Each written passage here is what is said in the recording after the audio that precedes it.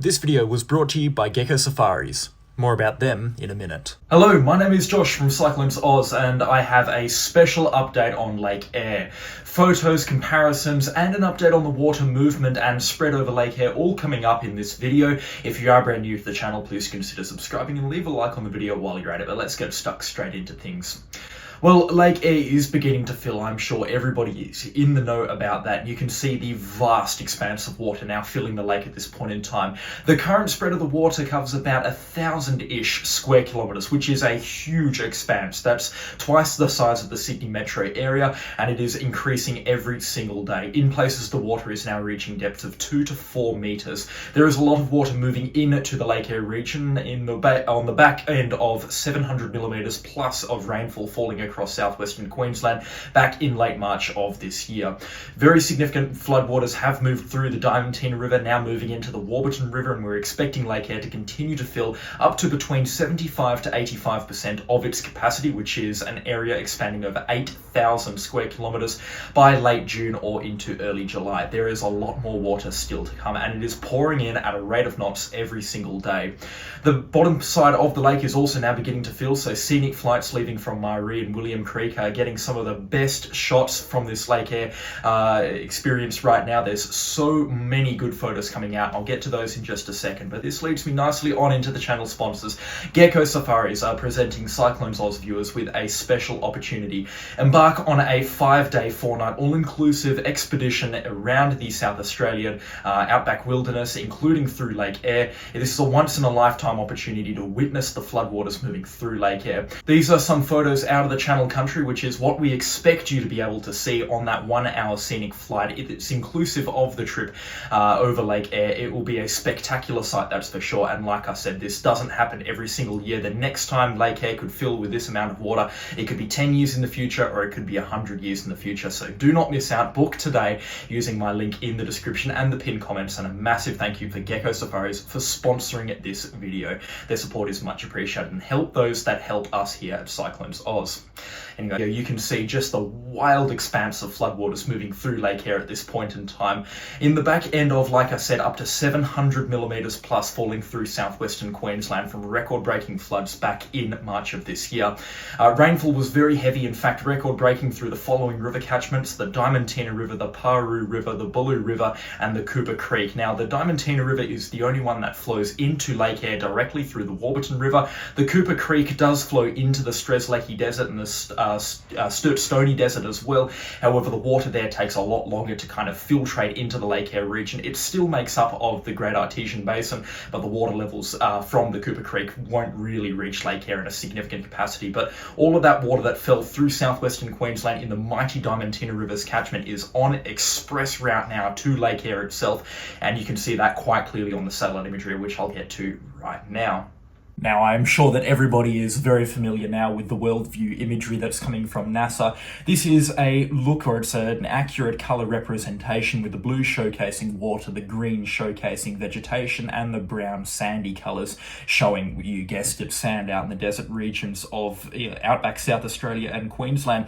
Now, this imagery illustrates very well the extent of the water through the Lake Eyre region. So you can see, if you're no stranger to the channel, you can see the mighty Warburton River and the Diamantina still flushing water down through the Simpson Desert and through the Sturt Stony Desert as well. We've got water through here as well from the Cooper Creek flowing into the Strzelecki Desert through here. This water will slowly filter into the Lake Eyre region, but it's going to take another couple of months. But the main supply of water now really spilling into Lake Eyre at this point in time, and you can see it now on this fairly hazy imagery from yesterday, May the 15th. There's plenty of water now streaming into the Lake Eyre region, and it is expanding and expanding and expanding every single day that we see this. In fact, just look at this 10 days ago on May the 5th, you can see there was hardly any water moving into the Lake Eyre region. But if you play this through slowly but surely, the water trickle that's been moving into Lake Eyre very quickly expands through the last couple of days, and now it's really beginning to fill the left side body of the lake and into the northern right side of the body of the lake as well, just moving through the Warburton River. It truly is some interesting stuff to see on the satellite imagery, and again, I'm very excited to see it from the air as well. There's so much water now moving through Lake Lake Eyre. In terms of the surface area of Lake Eyre, like I've been saying, around 15% of the lake is now water-based. There's a lot of water moving through there. It's not very deep in most regions, at maximum for most regions about a foot deep, but there are some deeper pockets, especially now moving into the southern side of the lake, which Right Eyre have confirmed this morning, about 24 hours after this imagery was taken, that water's now extending down into the southern side of the lake, not quite to Lake Eyre South yet. I don't want people to be getting confused, but water now starting to extend down into those regions as well. And again, in places it is between 2 to 4 meters deep at the deepest points, but for the most part it's less than half a metre deep across the lake. So in terms of an area-based estimate, probably closer towards 20% of the lake has been covered, but in terms of a volume-based estimate, between 5 to 15% of the water volume has actually reached Lake Eyre. That is going to reach Lake Eyre. It's really going to fill over the next couple of months, and it is quite exciting to see, that's for sure. You can see Lake Blanche over here with a significant quantity of water in it as well. Now that's flowed down from the Cooper Creek, which doesn't actually flow into Lake Eyre. Lake Blanche is another what we call endochronic lake, which means that it has no drain point, it just evaporates out. And I guess Lake Eyre itself does have that drain point of Lake Eyre South. The water does generally head down towards Lake Eyre South, but for the most part Lake Eyre is an endochronic lake system as well. The water just seeps into the ground, fills the aquifers under the Simpson and the Strzelecki deserts, and that's the end of it, or it evaporates off, and that's what we're also going to be seeing. But yeah, it truly is a site, that's for sure. Plenty of water filling in there over the last 10 days, and you can really see it as I roll this satellite imagery back and forward. There's been hardly any changes to the Lake Blanche system as well, and through the Simpson Desert and the Strzelecki Desert as well, you can see the water very slow moving through those regions, but it now really is rapidly spreading through Lake Eyre, and it's quite dramatic to see, that's for sure. Let's just zoom out a little bit and just have a look at the water's journey, just kind of reflect on where the water has came from the Great Artesian Basin here, Lake Eyre down here, and you can see as we pull this satellite imagery right back towards late March when the rainfall was actually falling, you can still see the cloud through the interior parts of Queensland, and you can just start to see the water now beginning to materialise underneath all of the cloud systems as we get into the last couple of days of March and into the first couple of days of April. And then as the weather clears, you can see the massive expanse of water through the Diamantina River here, the Cooper Creek here, and then the Bolu River here, which flew through Thumagaminda and caused record-breaking flooding. It was terrible in those regions. But yeah, water really vast expanse of water through southwestern Queensland, and it slowly but surely drained away over the last month or so, slowly retreating the water, moving into the Simpson Desert, through the Cooper Creek, moving into the Diamantina River as well, then into interior parts of South Australia through the South Australian outback region, and then finally into late April and into early May, it has begun to fill at Lake Eyre. This imagery being really slow to load in, so it's a little bit strange to look at this imagery here, but you can see in the comparison to the 1st of May, where the water's now pretty much completely drained out of the southwestern corner of Queensland, compared to the 1st of April when water was spread everywhere through southwestern Queensland. It has been a slow but sure motion that this water has taken into the Lake Eyre region. Really dramatic stuff, that's for sure, and that's the beauty of satellite imagery. We can see stuff that you don't notice on a day-to-day basis.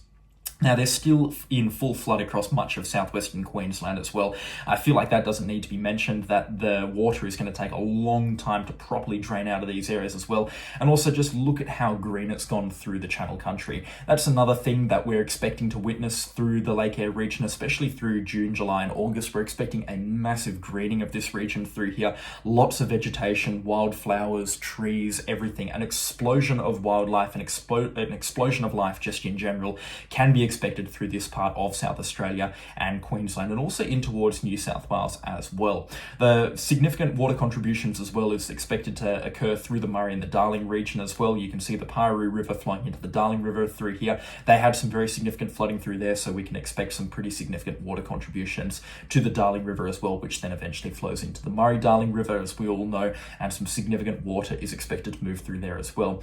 But yeah, it's so interesting to see the long journey that the water has taken. It's been many months in the making, and it's now finally beginning to reach Lake Eyre. So very interesting stuff indeed, and if I was you, I'd book as soon as possible to get out there. June and July will be the best time to see the water. I can imagine right now that's at least what Gecko Safaris are telling me, and I strongly recommend getting out there and embarking on their all-inclusive holiday just in general. It would be fantastic to see this part of South Australia as the desert blooms to life. Very unique, that's for sure. So whilst Lake Eyre is not quite filled right now, like I said, only between 10 to 15% of the total water volume that's going to arrive into the Lake Eyre system has actually arrived already.